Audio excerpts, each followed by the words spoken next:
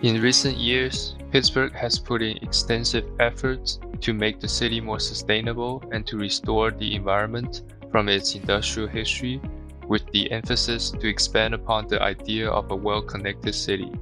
Among the many organizations working to make the city more sustainable and more connected, the Pittsburgh Parks Conservancy is taking the lead in terms of sustainable parks development in the city.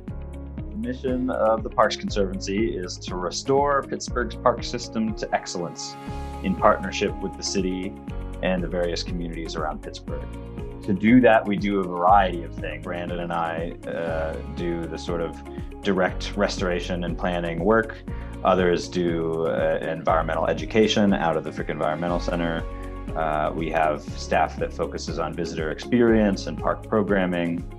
We have a horticulture and forestry team that does maintenance, day-to-day maintenance, and then restoration in terms of landscape throughout the park system. Nowadays, the number one challenge our society is facing is the degradation of the environment and the consequences of global warming. The Parks Conservancy has taken a systemic approach that tackles the issue through urban parks and public spaces that starts at the local scale and ultimately make a difference on the global level through community partnership and sustainable leadership.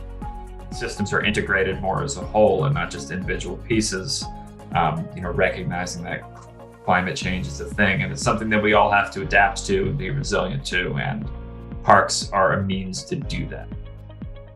Not only the physical aspects of urban sustainability, the Parks Conservancy also put the social and community engagement process at high priority when undertaking projects. Again, you need people to be engaged in their parks and to care about their parks, to be willing to, for example, pay more taxes to upkeep the system, which we went through a whole process to make happen, to be willing to go out and volunteer and plant a tree, and all of that, it's wrapped up in education about the challenges and about the solutions, about nature and its benefits. All of these things are a sort of cyclical process.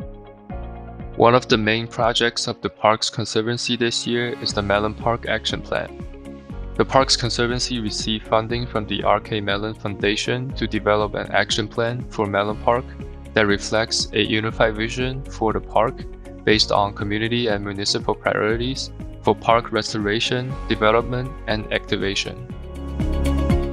Mellon Park is located on the east side of Pittsburgh, sits at the intersection of the city between two major corridors and many large urban parks. On the site scale, the park is surrounded by a group of diverse residential communities with a variety of needs and wants from the park. It has a variety of amenities in the park and sort of split into various spaces. So there's super packed recreational amenities in terms of fields and courts, etc. There's a lot of historic amenities that need to be carefully treated. There's a set of artworks that themselves need to be considered, sustained, etc. And again, a whole diverse set of users that we need to engage with in order to develop a plan that will be sustainable.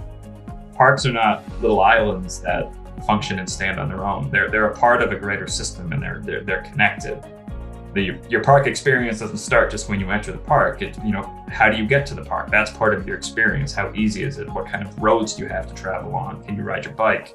The water that falls on a park, goes into a drain. It doesn't just go away. It goes to a city system that might flood out another entirely different part of the city that's miles away. And so all the different projects that any city typically has going on, infrastructure projects, roadway projects, other park projects, and Pittsburgh does this, but they're not alone. There's a tendency to be just in their own little silo and to not pay attention to these other things. But when you kind of step back and realize that everything has an effect, and anything we do in Mellon Park will have an effect on other things and vice versa, the opportunities to be more collaborative and really kind of think more systemically about how everything works together, I think is exciting if it can change people's perspectives and how they look at parks.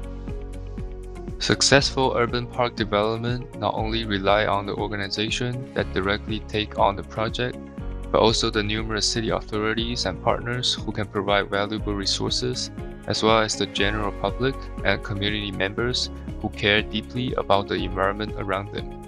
If people can take the initiative and find ways to get involved in their local sustainable projects through means like volunteering, donating, or participating in surveys and community meetings, our cities and the planet will be a better and more sustainable place in the future.